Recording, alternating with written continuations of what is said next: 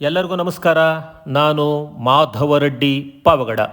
ಇಂದು ಪಾವಗಡ ಪಟ್ಟಣದ ಪಶ್ಚಿಮ ದಿಕ್ಕಿಗೆ ಸುಮಾರು 4 ಕಿಲೋಮೀಟರ್ ದೂರದಲ್ಲಿರುವ ನಲಿಗಾನಹಳ್ಳಿ ಗ್ರಾಮದ ಸಂಕ್ಷಿಪ್ತ ಚಿತ್ರಣ ನಿಮಗಾಗಿ ಪ್ರಸ್ತುತಪಡಿಸ್ತಾ ಇದ್ದೀವಿ. ನಾವು ಈ ಊರಿಗೆ ನಲಿಗಾನಹಳ್ಳಿ ಎಂಬ ಹೆಸರು ಹೇಗೆ ಬಂತು ಅಂದರೆ, ನಲಿಗಾನಹಳ್ಳಿಯ ನಂಜುಂಡೇಶ್ವರ ಕೆರೆಯ ಏರಿಯ ಮೇಲೆ ನವಿಲುಗಳ ಹಿಂಡು ಸದಾ ನಲಿದಾಡುತ್ತಿದ್ದರ ಹಿನ್ನೆಲೆಯಲ್ಲಿ ಈ ಊರಿಗೆ ನಲಿಗಾನಹಳ್ಳಿ ಎಂಬ ಹೆಸರು ಬಂದಿದೆ ಅಂತಂದೇಳಿ ಈ ಊರಿನ ಹಿರಿಯರು ನಮಗೆ ತಿಳಿಸ್ತಾರೆ. ಈಗ ಕೆರೆಯ ಏರಿಯ ಚಿತ್ರಣ, ಆ ಸೀಮೆ ಜಾಲಿ ಬೆಳೆದಿರ್ತಕ್ಕಂಥದ್ದೆಲ್ಲನೂ ಕೆರೆಯ ಅಂಗಳದ ಒಂದು ಭೂಭಾಗವನ್ನು ತಾವು ವೀಕ್ಷಣೆ ಮಾಡ್ತಾ ಇದ್ರಿ. ಈಗ ಕೆರೆ ಇಲ್ಲ, ಸಂಪೂರ್ಣವಾಗಿ ಆ ಕಾಲದಲ್ಲೇ ಒಡೆದೋಗಿದೆ. ಪಾಳೇಗಾರರ ಕಾಲದ ಜಲ ಸಂಪನ್ಮೂಲ ವ್ಯವಸ್ಥೆ ಅಂದರೆ ಕೆರೆಗಳ ಶೃಂಖಲೆ ಪಾವಗಡ ಪ್ರಾಂತ್ಯವು ವಿಜಯನಗರ ಸಾಮ್ರಾಜ್ಯ ಮತ್ತು ತದನಂತರದ ಪಾವಗಡ ಪಾಳೇಗಾರರ ಆಡಳಿತಕ್ಕೆ ಒಳಪಟ್ಟಿತ್ತು. ಈ ಭಾಗವು ಬಯಲು ಸೀಮೆಯಾಗಿದ್ದರಿಂದ ಕೃಷಿ ಮತ್ತು ಕುಡಿಯುವ ನೀರಿಗಾಗಿ ಪ್ರತಿಯೊಂದು ಹಳ್ಳಿಯಲ್ಲೂ ಕೆರೆಗಳನ್ನು ನಿರ್ಮಿಸಿ ಒಂದಕ್ಕೊಂದು ಕೆರೆಗಳನ್ನು ಜೋಡಿಸುವ ಜಲ ಸಂಪನ್ಮೂಲ ವ್ಯವಸ್ಥೆ ಇಲ್ಲಿ ಇತ್ತು. ಪಾವಗಡ ಕೋಟೆಗೆ ಆಸರೆ ಅಂದರೆ ಪಾವಗಡ ಕೋಟೆಯ ಸುತ್ತಮುತ್ತಲಿನ ಗ್ರಾಮಗಳಲ್ಲಿ ಸಂಗ್ರಹವಾಗುವ ನೀರು ಆಡಳಿತಾತ್ಮಕವಾಗಿ ಮತ್ತು ಕೃಷಿ ದೃಷ್ಟಿಯಿಂದ ಪಾವಗಡ ಸಂಸ್ಥಾನಕ್ಕೆ ಪ್ರಮುಖ ಆಸರೆಯಾಗಿತ್ತು. ಈಗ ನೋಡ್ತಾ ಇದ್ರಿ, ಈ ಒಂದು ಭೂಭಾಗದಲ್ಲಿ ಕೆರೆ ಆ ಕಾಲದಲ್ಲಿ ಒಡೆದೋಗ್ಬಿಟ್ಟಿದೆ, ಕೆರೆಯ ಅವಶೇಷ ಇದೆ. ಆ ಕೆರೆಯ ಏರಿ ಮೇಲೆ ನಂಜುಂಡೇಶ್ವರ ದೇವಾಲಯ ಇದೆ. ಆ ದೇವಾಲಯಕ್ಕೆ ಹೋಗ್ತಕ್ಕಂಥ ದಾರಿ ಇದು. ಪಾವಗಡದಿಂದ ನಲಿಗಾನಹಳ್ಳಿಗೆ ಹೋಗ್ತಕ್ಕಂಥ ಮೇಯ್ನ್ ರೋಡು ಇದು. ಪಾವಗಡ ಪಟ್ಟಣದಿಂದ ಬರ್ತಕ್ಕಂಥ ಒಂದು ಭಾಗ ಅದು. ಆ ಕಡೆಯಿಂದ ಬರುತ್ತೆ. ಮುಂದುಗಡೆ ನಲಿಗಾನಹಳ್ಳಿ ಊರು ಇದೆ. ಇಲ್ಲಿ ಎಡಭಾಗ ತಿರುಗಿಕೊಂಡ್ರೆ ಆ ಏರಿಯ ಚಿತ್ರಣ ಕಾಣುತ್ತೆ. ಅಲ್ಲಿ ನಂಜುಂಡೇಶ್ವರ ದೇವಾಲಯ ಇದೆ. ಈ ದೇವಾಲಯದ ಒಳಗೆ ಸುಂದರವಾದ ಶಿವಲಿಂಗವನ್ನು ನೋಡ್ತಾ ಇದ್ದೀರಿ.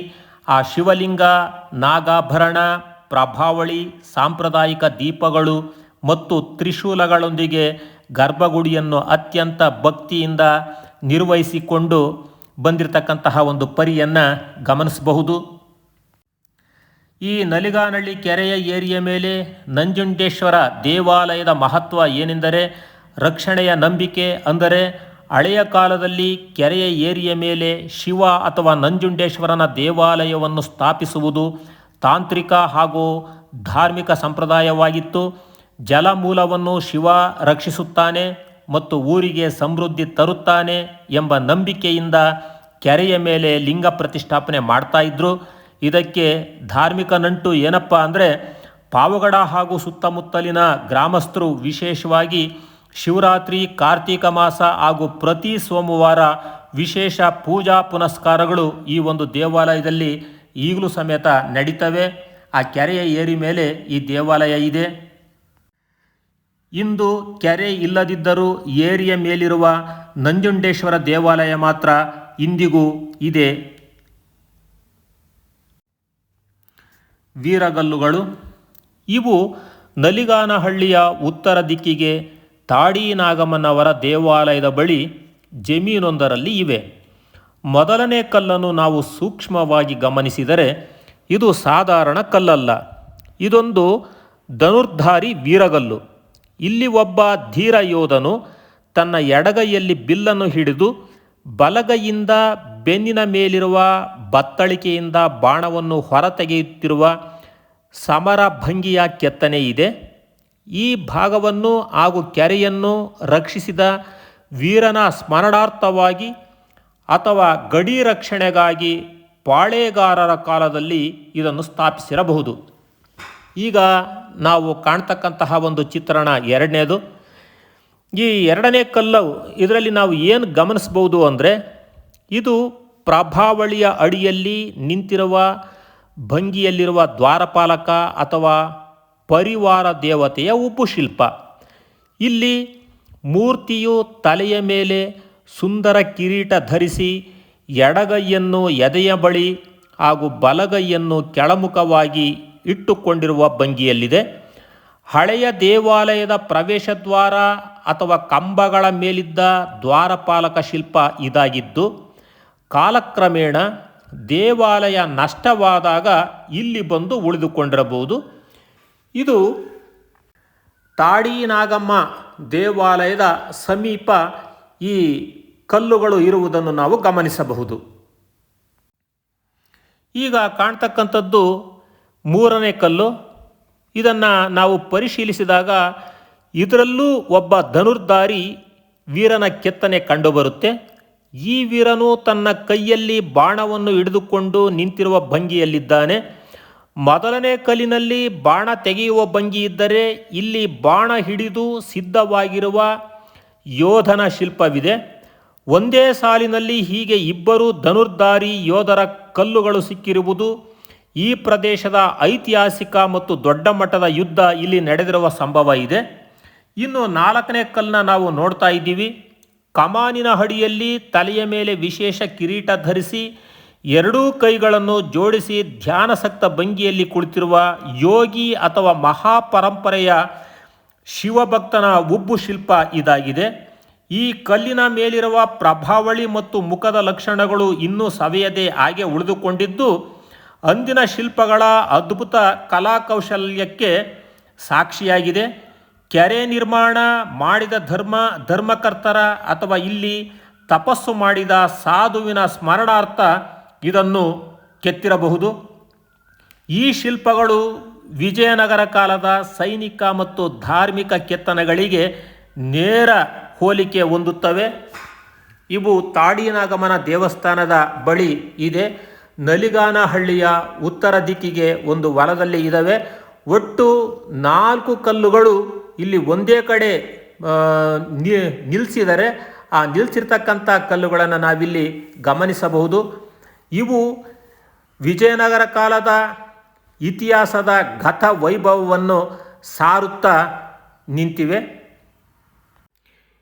ಇವುಗಳಿಗೆ ರಕ್ಷಣೆ ಇಲ್ಲದೆ ಸಂಪೂರ್ಣವಾಗಿ ದಿನೇ ದಿನೇ ಸವಿತಾ ನಿಂತಿವೆ. ಈ 4 ಕಲ್ಲುಗಳು ನಲಿಗಾನಹಳ್ಳಿಯ ಇತಿಹಾಸದ ಗತ ವೈಭವವನ್ನು ಸಾರುತ್ತಾ ನಿಂತಿವೆ. ಜಮೀನಿನ ಮಧ್ಯಭಾಗದಲ್ಲಿ ಇವೆ. ಈ ಜಮೀನಿನ ಹೊಲ ಗದ್ದೆಗಳ ಮಧ್ಯೆ ಇರೋದರಿಂದ ಇವು ಬೇಗನೆ ಸವದು ಹೋಗೋಂತಹ ಚಾನ್ಸ್ ಇದೆ. ಯಾಕೆ ಅಂತಂದರೆ ಇವುಗಳಿಗೆ ರಕ್ಷಣೆ ಇಲ್ಲ. ಇಂಥವುಗಳನ್ನ ರಕ್ಷಣೆ ಮಾಡಿದರೆ ಮುಂದಿನ ಪೀಳಿಗೆಗೆ ನಲಿಗಾನಹಳ್ಳಿಯ ಇತಿಹಾಸವನ್ನು ನಾವು ತಿಳಿಸಬಹುದು. ತಾಡಿ ನಾಗಮ್ಮ ದೇವಾಲಯ ನಲಿಗಾನಹಳ್ಳಿಯ ಉತ್ತರ ಭಾಗಕ್ಕೆ ನೀರಾವರಿ ಜಮೀನಿನ ಮಧ್ಯಭಾಗದಲ್ಲಿ ಇದು ಇದೆ. ಮಧುಗಿರಿ, ಕೊರಟಗೆರೆ, ಪಾವಗಡ ಪ್ರಾಂತ್ಯಗಳ ಜಾನಪದ ಮಹಾಕಾವ್ಯಗಳ ಪ್ರಕಾರ ತಾಡಿ ನಾಗಮ್ಮ ಎಂಬಾಕೆ ಕೇವಲ ಕಾಲ್ಪನಿಕ ನಾಗದೇವತೆಯಲ್ಲ. ಈಕೆ ಪತಿವ್ರತೆಯಾಗಿದ್ದು ತನ್ನ ಪತಿಯ ಮರಣದ ನಂತರ ಅಗ್ನಿಪ್ರವೇಶ ಮಾಡಿ ಸತಿಯಾದ ಒಬ್ಬ ವೀರನಾರಿ. ವಡ್ಡಿಗೆರೆ, ಮಧುಗಿರಿ ಹಾಗೂ ತಾಡಿ ಭಾಗದಲ್ಲಿ ಈಕೆಯ ಹೆಸರಿನಲ್ಲಿ ಸತಿ ಕಲ್ಲುಗಳು ಮತ್ತು ಗುಡಿಗಳನ್ನು ನಿರ್ಮಿಸಲಾಗಿದೆ. ಪಾವಗಡ, ಮಧುಗಿರಿ, ಕೊರಟಗೆರೆ ಒಂದೇ ಸಾಂಸ್ಕೃತಿಕ ಹಾಗೂ ಆಡಳಿತಾತ್ಮಕ ವಲಯದಲ್ಲಿದ್ದವು. ಮಧುಗಿರಿ, ತಾಡಿ ಭಾಗದಿಂದ ವಲಸೆ ಬಂದ ಅಥವಾ ಅಲ್ಲಿನ ನಾಗಮ್ಮನ ಭಕ್ತರು ನಲಿಗಾನಹಳ್ಳಿಯ ಭಾಗದಲ್ಲೂ ಆಕೆಯ ಸ್ಮರಣಾರ್ಥ ಈ ಗುಡಿಯನ್ನು ಕಟ್ಟಿರುವ ಅಂದಾಜಿದೆ. ಮಧುಗಿರಿ ಮತ್ತು ಪಾವಗಡ ಸೀಮೆಯ ಸಾಂಸ್ಕೃತಿಕ ಬಾಂಧವ್ಯಕ್ಕೆ ನಲಿಗಾನಹಳ್ಳಿಯಲ್ಲಿರುವ ಈ ವಿಶಿಷ್ಟ ಚಪ್ಪಡಿ ಕಲ್ಲಿನ ತಾಡಿ ನಾಗಮ್ಮನ ಗುಡಿ ಬಲವಾದ ಸಾಕ್ಷಿಯಾಗಿದೆ. ಪಾವಗಡ ಪಾಳೆಗಾರರ ಕಾಲದಲ್ಲೂ ಈ ಸತಿ ದೇವತೆಗೆ ಅತ್ಯಂತ ಪವಿತ್ರ ಸ್ಥಾನವಿತ್ತು ಎಂಬುದು ಇದರಿಂದ ಸ್ಪಷ್ಟವಾಗುತ್ತೆ. ಇಲ್ಲಿ ತಾಡಿ ನಾಗಮ್ಮನ 2 ದೇವಾಲಯಗಳು ಅಕ್ಕಪಕ್ಕದಲ್ಲೇ ಇವೆ. ಇವರೆಲ್ಲರೂ ಈ ತಾಡಿ ನಾಗಮ್ಮನ ಭಕ್ತರು ಅಂತಂದು ತಿಳಿದು ಬಂದಿರುತ್ತೆ.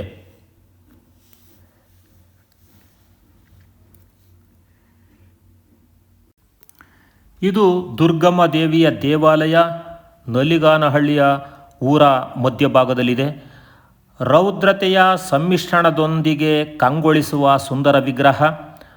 ಮಾರ್ಕಾಂಡೇಯ ಪುರಾಣದ ಪ್ರಕಾರ ದೇವತೆಗಳಿಗೆ ಕಂಟಕನಾಗಿದ್ದ ಮಹಿಷಾಸುರ ಎಂಬ ರಾಕ್ಷಸನನ್ನು ಸಂಹರಿಸಲು ತ್ರಿಮೂರ್ತಿಗಳ ಮತ್ತು ಸಕಲ ದೇವತೆಗಳ ತೇಜಸ್ಸಿನಿಂದ ಆವಿರ್ಭವಿಸಿದವಳೇ ದುರ್ಗಾದೇವಿ. ದುರ್ಗಾ ಎಂಬ ಭೀಕರ ರಾಕ್ಷಸನನ್ನು ವಧಿಸಿದ್ದರಿಂದ ಹಾಗೂ ಭಕ್ತರ ದುಃಖ ದುರ್ಗತಿಗಳನ್ನು ನಾಶ ಮಾಡಿದ್ದರಿಂದ ಈಕೆಗೆ ದುರ್ಗಾ ಎಂಬ ಹೆಸರು ಬಂತು. ಪುರಾಣಗಳಲ್ಲಿ ಬರುವ ಮಹಾಕಾಳಿ ಅಥವಾ ದುರ್ಗಾದೇವಿಯ ರೌದ್ರ ಕರುಣಾಮಯಿ ಸ್ವರೂಪವೇ ನಮ್ಮ ಗ್ರಾಮೀಣ ಸಂಪ್ರದಾಯದಲ್ಲಿ ದುರ್ಗಮ್ಮ, ಮಾರಮ್ಮ ಅಥವಾ ಚೌಡೇಶ್ವರಿ ಆಗಿ ಪೂಜಿಸಲ್ಪಡುತ್ತಿದ್ದಾಳೆ. ಪುರಾಣದ ದುರ್ಗೆ ಸಕಲ ದೇವತೆಗಳನ್ನು ಕಾಯುವಂತೆ ಗ್ರಾಮದ ದುರ್ಗಮ್ಮ ಇಡೀ ಊರನ್ನು ಮತ್ತು ಊರಿನ ಜನರನ್ನು ಗಂಡಾಂತರಗಳಿಂದ ಕಾಯುವ ತಾಯಿಯಾಗಿದ್ದಾಳೆ. ನಲಿಗಾನಹಳ್ಳಿಯ ಈ ದುರ್ಗಮ್ಮ ತಾಯಿ ಪುರಾಣದ ಶಕ್ತಿಯ ಸಂಕೇತವಾಗಿ ಇಂದಿಗೂ ಗ್ರಾಮಸ್ಥರ ಎಲ್ಲ ಕಷ್ಟಗಳನ್ನು ಅಳೆಯುವ ಮೂಲ ಶಕ್ತಿಯಾಗಿದ್ದಾಳೆ. ಈಗ ಆಕೆಯ ದೇವಾಲಯದ ಸುಂದರ ಚಿತ್ರಣವನ್ನು ನೋಡ್ತಾ ಇದ್ದೀರಿ. ದೇವಾಲಯವನ್ನು ಬಹಳ ಸುಂದರವಾಗಿ ನವೀನ ರೀತಿಯಲ್ಲಿ ಕಟ್ಟಿದ್ದಾರೆ. ಸುಂದರ ದುರ್ಗಮ್ಮ ತಾಯಿಯ ದೇವಾಲಯ ನಲಿಗಾನಹಳ್ಳಿಯ ಊರ ಮಧ್ಯಭಾಗದಲ್ಲಿ ಕಂಗೊಳಿಸ್ತಾ ಇರ್ತಕ್ಕಂಥದ್ದನ್ನು ನಾವು ಕಾಣಬಹುದು. ವಿಶಾಲವಾದ ದೇವಾಲಯ. ನಲಿಗಾನಹಳ್ಳಿಯಲ್ಲಿ ಇನ್ನೊಂದು ವಿಶೇಷ ಅಂತಂದರೆ ಈ ದುರ್ಗಮ್ಮನ ದೇವಾಲಯ, ಆಂಜನೇಯನ ದೇವಾಲಯ, ಭೂತಪ್ಪನ ದೇವಾಲಯ, ಆಮೇಲೆ ಆ ತಿಮ್ಮಪ್ಪನ ದೇವಾಲಯ ಎಲ್ಲವೂ ಕೂಡ ಅಕ್ಕಪಕ್ಕದಲ್ಲೇ ಇರ್ತಕ್ಕಂಥದ್ದು ಇನ್ನೊಂದು ವಿಶೇಷ. ಎಲ್ಲ ದೇವಸ್ಥಾನಗಳು ಈ ಊರಲ್ಲಿ ಒಂದೇ ಕಡೆ ಸ್ಥಾಪನೆ ಮಾಡಿದ್ದಾರೆ. ಎಲ್ಲ ದೇವಸ್ಥಾನಗಳನ್ನು ಒಂದು ದೇವರಿಗೆ ಹೋದರೆ ಅಲ್ಲಿ ಎಲ್ಲ ದೇವರಿಗೆ ಹೋಗಿ ಕೈ ಮುಗಿದು ಬರ್ಬೋದು. ನೋಡ್ತಾ ಇದ್ದೀರಿ ಊರ ಮಧ್ಯಭಾಗದಲ್ಲಿ ಇರ್ತಕ್ಕಂತಹ ದುರ್ಗಮ್ಮ ದೇವಿಯ ದೇವಾಲಯ. ಇದು ಆಂಜನೇಯ ವಿಗ್ರಹ ನಲಿಗಾನಹಳ್ಳಿಯ ಊರ ಮಧ್ಯಭಾಗದಲ್ಲಿ ಇದೆ. ಇಲ್ಲಿ ಆಂಜನೇಯ ಮೂರ್ತಿಯು ಪೂರ್ವ ದಿಕ್ಕಿನ ಕಡೆಗೆ ಹೆಜ್ಜೆ ಹಾಕುತ್ತಿರುವ ಅಥವಾ ನೆಗೆಯುತ್ತಿರುವ ಭಂಗಿಯಲ್ಲಿದ್ದಾನೆ. ಈ ವಿಗ್ರಹ ವಿಜಯನಗರ ಮತ್ತು ಪಾವಗಡ ಪಾಳೇಗಾರರ ಕಾಲದ ಆಂಜನೇಯ ವಿಗ್ರಹಗಳ ಅತ್ಯಂತ ಪ್ರಮುಖ ಹಾಗೂ ಸಾಂಪ್ರದಾಯಿಕ ಲಕ್ಷಣವಾಗಿದೆ. ಪೂರ್ವಾಭಿಮುಖ ವೀರಾಂಜನೇಯ ಅಂದರೆ ಶಾಸ್ತ್ರೀಯವಾಗಿ ಸೂರ್ಯ ಮೂಡುವ ಪೂರ್ವ ದಿಕ್ಕಿಗೆ ಮುಖ ಮಾಡಿ ಅಥವಾ ಹೆಜ್ಜೆ ಇಟ್ಟು ನಿಂತಿರುವ ಆಂಜನೇಯನನ್ನು ಚೇತನ ಅಥವಾ ಉತ್ಸಾಹ ಆಂಜನೇಯ ಎನ್ನಬಹುದು. ಇದು ವಿಜಯದ ಸಂಕೇತ ಎಂದು ಕರೆಯಲಾಗುತ್ತದೆ.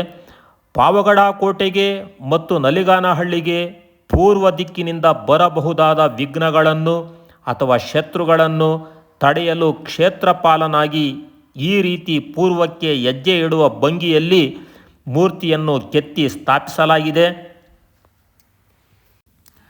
ಇದು ಸಪ್ತಫಣ ನಾಗಶಿಲ್ಪ. ಪುರಾಣಗಳಲ್ಲಿ ಆದಿಶೇಷನ ಸಂಕೇತವಾಗಿರುವ ಈ 7 ಹೆಡೆ ನಾಗರಕಲ್ಲನ್ನು ಪಾವಗಡ ಪಾಳೇಗಾರರ ಕಾಲದಲ್ಲಿ ನಂಜುಂಡೇಶ್ವರ ಕೆರೆಯ ಜಲಸಂಪತ್ತು ವೃದ್ಧಿಸಲಿ ಮತ್ತು ಊರಿಗೆ ಯಾವುದೇ ನಾಗದೋಷ ಅಥವಾ ವಿಪತ್ತು ಬಾರದಿರಲಿ ಎಂದು ಪ್ರತಿಷ್ಠಾಪಿಸಲಾಗಿರುತ್ತದೆ. ಇದು ಭೂತಪ್ಪನ ಗುಡಿ ದುರ್ಗಮ್ಮ ಮತ್ತು ಆಂಜನೇಯ ಗುಡಿಯ ಪಕ್ಕದಲ್ಲಿದೆ. ಪುರಾಣಗಳ ಹಿನ್ನೆಲೆಯಲ್ಲಿ ನೋಡಿದರೆ ಈ ಭೂತಪ್ಪ ಅಂದರೆ ಬೇರೆ ಯಾರೂ ಅಲ್ಲ, ಸಾಕ್ಷಾತ್ ಪರಮೇಶ್ವರನ ನೆಚ್ಚಿನ ಶಿವಗಣ ಮತ್ತು ಜಮೀನಿನ ಕ್ಷೇತ್ರಪಾಲ. ಶಿವಪುರಾಣದ ಪ್ರಕಾರ ಶಿವನ ಆಜ್ಞೆಯಂತೆ ಧರ್ಮ ಮತ್ತು ಭೂಮಿಯನ್ನು ಕಾಯುವ ಅಧಿಕಾರ ಹೊಂದಿರುವ ಈ ಕ್ಷೇತ್ರಪಾಲನೆ ನಮ್ಮ ಗ್ರಾಮೀಣ ಜಾನಪದ ಸಂಸ್ಕೃತಿಯಲ್ಲಿ ಭೂತಪ್ಪನಾಗಿದ್ದಾನೆ. ನಲಿಗಾನಹಳ್ಳಿ ಈ ಭೂತಪ್ಪ ಇಲ್ಲಿನ ನಂಜುಂಡೇಶ್ವರ ಕೆರೆ ಅಚ್ಚುಕಟ್ಟಿನ ಭೂಮಿಗೆ ಹಾಗೂ ಬೆಳೆಗೆ ಯಾವುದೇ ಕಂಟಕ ಬಾರದಿರಲಿ ಎಂದು ಕಾಯುತ್ತಿರುವ ಪ್ರಕೃತಿ ರಕ್ಷಕ. ನಲಿಗಾನಹಳ್ಳಿಯ ಗೊಲ್ಲರಹಟ್ಟಿಯಲ್ಲಿ ತಿಮ್ಮಪ್ಪನ ಗುಡಿ. ಗೊಲ್ಲರು ವಿಷ್ಣುವಿನ ಅವತಾರದ ತಿರುಪತಿ ವೆಂಕಟರಮಣನನ್ನು ತಿಮ್ಮಪ್ಪ ಎಂದು ಕರೆಯುತ್ತಿದ್ದರು. ತಮ್ಮ ಮನೆ ದೇವರೆಂದು ಹಾಗೂ ಪ್ರಮುಖ ಕುಲದೈವವೆಂದು ಅತ್ಯಂತ ಭಕ್ತಿ ಶ್ರದ್ಧೆಯಿಂದ ಆರಾಧಿಸುತ್ತಿದ್ದರು. ದ್ವಾಪರ ಯುಗದ ಶ್ರೀಕೃಷ್ಣನ ಯಾದವ ವಂಶದ ಕೊಂಡಿಯಾಗಿ ತಮ್ಮನ್ನು ಭಾವಿಸುವ ಗೊಲ್ಲರು ಹಸುಕರುಗಳು ಮತ್ತು ಪಶುಧನದ ಭದ್ರತೆಗಾಗಿ ತಿಮ್ಮಪ್ಪನಿಗೆ ಕಾಯಂ ಪೂಜೆ ಸಲ್ಲಿಸ್ತಾ ಬಂದಿದ್ದಾರೆ. ಗೊಲ್ಲರಹಟ್ಟಿಯ ತಿಮ್ಮಪ್ಪನ ಗುಡಿ ಸಾಮಾನ್ಯವಾಗಿ ಭವ್ಯ ಆಡಂಬರವಿಲ್ಲದೆ ಪ್ರಕೃತಿಯ ಮಡಿಲಲ್ಲಿ ಸರಳ ಗರ್ಭಗೃಹದ ರೂಪದಲ್ಲಿರುತ್ತೆ. ಪಾವಗಡ ಪಾಳೆಗಾರರ ಕಾಲದಲ್ಲೂ ಈ ಹಟ್ಟಿಯ ಜನರು ಮತ್ತು ಅವರ ಆರಾಧ್ಯ ದೈವವಾದ ತಿಮ್ಮಪ್ಪನಿಗೆ ಅತ್ಯಂತ ಗೌರವದ ಸ್ಥಾನವಿತ್ತು. ಈ ಪ್ರಕೃತಿ ಸಂಪ್ರದಾಯ ಮತ್ತು ಐತಿಹಾಸಿಕ ನಂಬಿಕೆಗಳು ಒಂದಾಗಿ ಬೆಸೆದುಕೊಂಡಿವೆ. ಇದನ್ನು ಬುಡ್ಡೇಕಲ್ಲು ಅಂತ ಕರೀತಾರೆ. ಅದು ಅಂಗಾತ ಮಲಗಿಬಿಟ್ಟಿದೆ. ಇದು ನಲಿಗಾನಹಳ್ಳಿಯ ಮಧ್ಯ ಊರಿನಲ್ಲಿದೆ. ಈ ಹಳ್ಳಿಯ ಸಾಂಪ್ರದಾಯಿಕ ಹೃದಯ ಭಾಗ ಇದಾಗಿದೆ. ಊರ ಮಧ್ಯದಲ್ಲಿರುವ ಈ ಬುಡ್ಡೇಕಲ್ಲು ಕೇವಲ ಇದು ಒಂದು ಕಲ್ಲಲ್ಲ, ಪಾವಗಡ ಪಾಳೆಗಾರರ ಕಾಲದ ಗ್ರಾಮ ಆಡಳಿತ ಹಾಗೂ ನ್ಯಾಯ ಪಂಚಾಯಿತಿಯ ರಂಗಸ್ಥಳ ಈ ಬುಡ್ಡೇಕಲ್ಲು ಇರ್ತಕ್ಕಂಥ ಪ್ರದೇಶ ಆಗಿತ್ತು. ಜೊತೆಗೆ ಇದು ಊರ ರಕ್ಷಾ ಕವಚ. ಇದು ಪರದೇಶಮ್ಮ. ಸಂಸ್ಕೃತದಲ್ಲಿ ಮತ್ತು ಪುರಾಣಗಳಲ್ಲಿ ಪರದೇಶಿ ಎಂದರೆ ದೇಶಕೋಶಗಳನ್ನು ದಾಟಿ ಸಂಸಾರ ಬಂಧನದಿಂದ ಮುಕ್ತಳಾಗಿ ಎಲ್ಲೆಡೆ ಸಂಚರಿಸುವ ಯೋಗಿನಿ ಅಥವಾ ಮಹಾಶಕ್ತಿ. ಪುರಾಣಗಳ ಪ್ರಕಾರ ಪಾರ್ವತೀ ದೇವಿಯು ಭಕ್ತರನ್ನು ಕಾಯಲು ಮತ್ತು ದುಷ್ಟರನ್ನು ಸಂಹಾರ ಮಾಡಲು ಪರದೇಶಿ ಅಥವಾ ಸನ್ಯಾಸಿ ರೂಪದಲ್ಲಿ ಸಂಚರಿಸುತ್ತಾಳೆ. ಈ ರೂಪವೇ ಜಾನಪದದಲ್ಲಿ ಪರದೇಶಮ್ಮ ಎಂದು ಪ್ರಸಿದ್ಧಿಯಾಗಿದೆ. ಈಕೆಗೆ ಯಾವುದೇ ನಿರ್ದಿಷ್ಟ ಸುಂದರ ಗುಡಿ ಗೋಪುರಗಳ ಹಂಗಿರುವುದಿಲ್ಲ. ಬಯಲು ಜಾಗದಲ್ಲೇ ನಯವಾದ ಹರಳು ಕಲ್ಲುಗಳ ಅಂದರೆ ಗುಂಡು ಕಲ್ಲುಗಳ ರೂಪದಲ್ಲಿ ನೆಲೆಸಿ ಭಕ್ತರಿಗೆ ಅಭಯ ನೀಡುವ ಆದಿಶಕ್ತಿ ಈಕೆ ಆಗಿದ್ದಾಳೆ.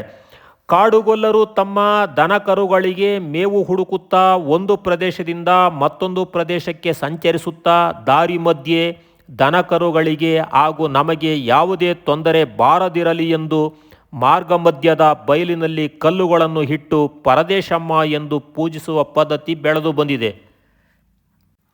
ಅವರ ಆರಾಧನಾ ಪದ್ಧತಿಯು ಅಂದಿನಿಂದಲೂ ಜೀವಂತವಾಗಿ ಉಳಿದುಕೊಂಡು ಬಂದಿದೆ. ಇಲ್ಲಿ ಏಕಶಿಲಾ ಸ್ತಂಭದ ಮೇಲೆ ಆಂಜನೇಯನ ವಿಗ್ರಹವನ್ನು ಕೆತ್ತಲಾಗಿದೆ. ಇದು ವೀರಾಂಜನೇಯನ ಭಂಗಿಯಲ್ಲಿ ಇದೆ. ಆಂಜನೇಯನು ಬಲಬದಿಗೆ ಮುಖ ಮಾಡಿ ನಡೆಯುವ ಅಥವಾ ನೆಗೆಯುವ ವೀರಭಂಗಿಯಲ್ಲಿದ್ದಾನೆ. ಬಲಗೈಯನ್ನು ಮೇಲಕ್ಕೆತ್ತಿ ಅಭಯ ಹಸ್ತವನ್ನು ತೋರಿಸುತ್ತಿದ್ದಾನೆ ಅಥವಾ ಗದೆಯನ್ನು ಹಿಡಿದಿರುವ ಶೈಲಿಯಲ್ಲಿದ್ದಾನೆ. ಎಡಗೈ ಸೊಂಟದ ಮೇಲಿದೆ ಹಾಗೂ ಸುರುಳಿ ಆಕಾರದ ಉದ್ದನೆಯ ಬಾಲವು ತಲೆಯ ಮೇಲ್ಭಾಗದವರೆಗೆ ಎತ್ತರಕ್ಕೆ ಹರಿದಿದೆ. ಇದು ವಿಜಯನಗರ ಕಾಲದ ಶೈಲಿಯನ್ನು ಪ್ರತಿಬಿಂಬಿಸುತ್ತದೆ. ಈ ಆಂಜನೇಯನ ದೇಗುಲ ಎಲ್ಲಿದೆ ಅಂತಂದರೆ ನಲಿಗಾನಹಳ್ಳಿ ಕೆರೆ ಒಡೆದೋಗಿರುವ ಕೆರೆಯ ಕೋಡಿಯಲ್ಲಿ ಇದೆ. ನಲಿಗಾನಹಳ್ಳಿಯಿಂದ ಸುಮಾರು 1 ಕಿಲೋಮೀಟರ್ ಪೂರ್ವ ದಿಕ್ಕಿಗೆ ಅಂದರೆ ಪಾವಗಡ ಪಟ್ಟಣದ ದಿಕ್ಕಿಗೆ ಇದೆ. ಮೊದಲು ಈ ಆಂಜನೇಯ ಸ್ವಾಮಿ ದೇವಸ್ಥಾನ ಏನಿದೆ ಇದ್ರ ಸುತ್ತ ಬಸವನಹಳ್ಳಿ ಅಂತಕ್ಕಂಥ ಒಂದು ಊರು ಇತ್ತು. ಈಗ ಬಸವನಹಳ್ಳಿ ಅಂತಕ್ಕಂಥ ಊರು ಈಗ ಇಲ್ಲಿ ಇಲ್ಲ. ನಲಿಗಾನಹಳ್ಳಿಯ ಹಿರಿಯ ಯಜಮಾನರು ಇದನ್ನು ತಿಳಿಸ್ತಾರೆ. ಹಾಗಾದರೆ ಈ ಊರು ಸಂಪೂರ್ಣವಾಗಿ ನಾಶವಾಗಿರ್ಬೋದು, ಬರ ಬಂದು ಇಲ್ಲಿನ ಜನ ವಲಸೆ ಹೋಗಿರ್ಬೋದು, ಅಥವಾ ದೊಡ್ಡ ಮಾರಿ ಬಂದು ಊರು ಗುಡಿಸ್ಕೊಂಡು ಹೋಗಿರ್ಬೋದು. ಬಸವನಹಳ್ಳಿಯ ಆಂಜನೇಯನ ದೇಗುಲ ಇದಾಗಿದೆ. ಊರು ಇಲ್ಲದಿದ್ದರೂ ಆಂಜನೇಯನ ಗುಡಿ ಈ ಭಾಗದಲ್ಲಿ ನಮಗೆ ಕಂಡುಬರುತ್ತೆ. ಪಾವಗಡ ತಾಲೂಕಿನಲ್ಲಿ ಹಲವಾರು ಊರುಗಳು ಸರ್ವನಾಶವಾಗಿರ್ತವೆ. ಅದರಲ್ಲಿ ಬಸವನಹಳ್ಳಿಯೂ ಒಂದು. ಇದು ಪಾವಗಡ ಪಟ್ಟಣಕ್ಕೆ 3.5 ಕಿಲೋಮೀಟರ್ ದೂರದಲ್ಲಿತ್ತು. ಈಗ ಅದು ಇಲ್ಲ. ಇದು ಹಳೇ ಕಾಲದ ಆಂಜನೇಯನ ದೇಗುಲ. ಇದನ್ನು ನೋಡ್ತಾ ಇದ್ದರೆ ವಿಜಯನಗರ ಆ ಒಂದು ಕಾಲಘಟ್ಟದ್ದು ಅಂತಂದು ಅನ್ನಿಸುತ್ತೆ. ಈ ದೇವಸ್ಥಾನ ಮಾತ್ರ ಇಲ್ಲಿ ಉಳ್ಕೊಂಡಿದೆ. ಬಸವನಹಳ್ಳಿ ಊರು ಇಲ್ಲ. ಇದು ಬಸವನಹಳ್ಳಿಯ ಆಂಜನೇಯನ ವಿಗ್ರಹ ಅಥವಾ ದೇಗುಲ. ಈಗ ಏನು ಈ ಭೂಭಾಗ ತೋರಿಸ್ತಾ ಇದ್ದೀವಿ ಇಲ್ಲೆಲ್ಲನೂ ಕೂಡ ಆಗ ಬಸವನಹಳ್ಳಿ ಇತ್ತು ಅಂತಂದೇಳಿ ನಲಿಗಾನಹಳ್ಳಿಯ ಹಿರಿಯ ಯಜಮಾನರು ತಿಳಿಸ್ತಾರೆ. ಆಂಜನೇಯ ಸ್ವಾಮಿ ದೇಗುಲ ಮಾತ್ರ ಇದೆ. ಇದು ನಲಿಗಾನಹಳ್ಳಿಯ ಬಸ್ ಸ್ಟ್ಯಾಂಡು.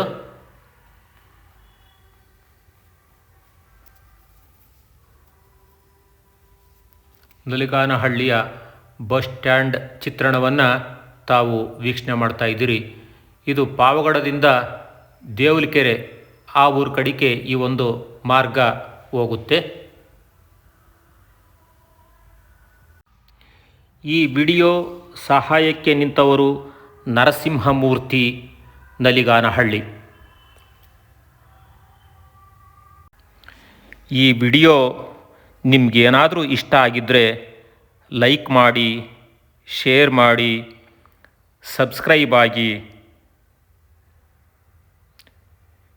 ಇಷ್ಟೊತ್ತು ವಿಡಿಯೋ ವೀಕ್ಷಣೆ ಮಾಡಿದ್ದಕ್ಕೆ ತಮ್ಮೆಲ್ಲರಿಗೂ ಧನ್ಯವಾದಗಳು.